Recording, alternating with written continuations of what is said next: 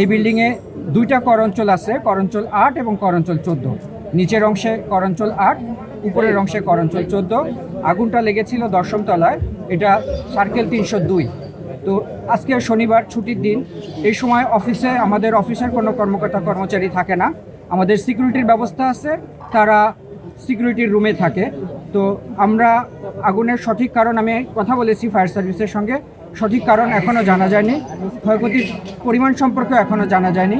কিন্তু এখানে অত্যন্ত স্পর্শকাতর তথ্য থাকে, কর ফাইল থাকে। এই জন্য ফায়ার সার্ভিসের পাশাপাশি সরকারের তরফ থেকেও আশা করছি তদন্ত কমিটি গঠন করা হবে এবং তদন্ত পরবর্তীতে ক্ষয়ক্ষতির পরিমাণ এবং আগুনের সূত্রপাত কোথা থেকে হয়েছে সেটা নিশ্চিত হয়। গুরুত্বপূর্ণ নথি পুড়েছে কিনা এই মুহূর্তে বলা যাবে না, উপরে গেলে দেখা যাবে যে আগুন কোন অংশে লেগেছে।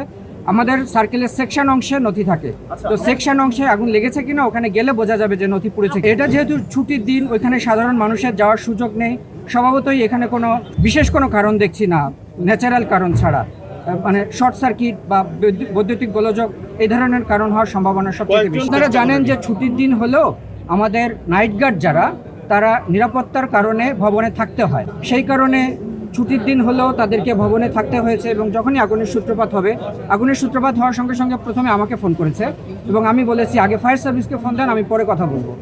তো স্বভাবতই তাদের ভবনে থাকতে হয় এবং তারাই প্রথমে চেষ্টা করেছে আগুন নিভানোর। যখন নিয়ন্ত্রণের বাইরে চলে গিয়েছে বা মনে করেছে আমরা পারবো না, তখনই আমাকে এবং ফায়ার সার্ভিসকে ফোন করেছে। আপনারা জানেন যে পুরো এনবিআর এর সমস্ত নথিপত্রই আমরা অনলাইনে নিয়ে এসেছি। ফিজিক্যাল নথি পড়ে গেলেও আমাদের সব ডেটাবেস, সব সাপোর্ট আমাদের আছে।